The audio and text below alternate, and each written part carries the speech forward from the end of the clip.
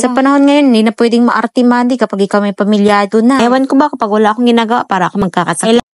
Araw nga ng tinda sa amin ngayon. Kaya maaga akong umalis para mamili. Advantage din kasi kapag araw ng tinda ka mamimili. Dahil mas makakamura ka kumpara sa karaniwang araw. Ang nagmahal sa mga ricados ngayon dito sa amin ay ang luya. Kung dati makakabili ka ng 50 per kilo, ngayon nasa 130 na. At ang bumaba ngayon ay ang kamatis. Nasa 20 pesos per kilo naman. Ang sibuyas medyo bumaba din. Depende sa itsura at sa laki. Kung makinis-kinis, 100 per kilo. Abay, kung makunot-kunot, nasa 90 pesos. Lumipat din ako sa binibilhan namin ng kaibigan ko. Kumbaga suki niya na din at naging suki ko na rin. Siya talaga nag-introduce sa akin ito eh. Pupunuin lang natin tong supot na to. Aabot na yan hanggang 2 linggo. Ganun katumal. Nun pa man, patuloy lang. At dahil mahalaga sa akin yung mga suki ko, kukunin natin yung tigwa 100 ang kilo. At ang pipiliin ko yung malaki-laki konti. Yung hindi nakakayang ibenta ng 5 piso. Sa panahon ngayon, parang equivalent ng peso dati, ngayon nasa 5 pesos na. Huwag nang magtakamadi kung pamahal ang bilihin. Darating pang panahon, isa sa mga produkto na kinukonsume natin, tumbas na ng isang buong araw na sweldo. Mababasa po yan sa Book of Revelation 6 verse 6. Nga pala, ang isang buong supot ng sibuyas nagkakahalaga din ng 115. Sa kabilang stall ako bumili ng kamatis dahil masyadong hinog na ang kamatis nila. Sa kamatis naman yung diskarte ko, binibili ko yung mga hilaw na matigas. Dahil matitenga pa siya sa ref ko at doon na siya hihinog. Hinahaluan ko lang ng kaunting hinog. Kung sakaling may bibili agad, abay makabigay ako ng hinog. Maya-maya nagkita na kami ng kaibigan ko, ang cash-in girl na kaibigan ko. Hindi maiwasan na kami magkasama, nagpapahalakha kaming dalawa. Sa panahon ngayon, hindi na pwedeng maarte-mandi kapag ikaw may pamilyado na. Basta't ba'y makatulong kay Asukal, di pa makatulong sa marangal na pamamaraan. Humingi pala ako ng rescue sa kanya dahil paubos na yung coins ng tindahan ko. At kunin ang parcel ng kapatid ko na siya nag-pick up. Kaliwaan kami ng mais na pinabili niya. Literal na tulungan lang. Ewan ko ba kapag wala akong ginagawa para ako magkakasakit. Kailangan may pagkakakitaan ako. Paboring ngayon ng full-time nanay na walang pagkakakitaan. Aba naman, galaw-galaw din. Madiskarte din kasi itong kaibigan ko. Bato na lang ang hindi binibenta. Dahil nabasag ng magaling kong among Elijah ang pang-ipit sa buko, abay bibigyan natin siya ng isang pangbabasa. Tapos naman yan ay pumunta kami dito sa prutasan. Ang binili ko ay halagang 200 lang. 3 peras at 3 apple na rin yun. Ito yung usually na binibili ko dahil hindi agad nasira. Sa puntong ito marami-rami na bumibili, nakakatuwa naman. Or baka napaagalan talaga ako ng punta. Kasi minsan pag hapon-hapon na, pag napunta ako dito, kakunti lang ng tao. Ramdam mo yung crisis. Nakakatakam yung mga prutas nila. Gusto ko pa sanang bilhan ng mga amo ko kaso dami ko ng bitbit. Idadaan pa ako ng ukay-ukay para bilan sila ng pambahay. Pinauna ko ng pauwiin ng kaibigan ko dahil kako mag-uukay pa ako. Hindi naman sila magkakalayo, lalakarin mo lang. Dahil ang sombrero ng Elijah ko warak na. Pag sinusundo ko yung kuya niya, sumasama. Ang init pa naman. Kaya ito, may nakita na ako. Ewan ko ba, ang hili ko sa puti. Hindi na masama sa 75 pesos. At sa halagang 240, ito pa lang nabili ko 2 t-shirt at 3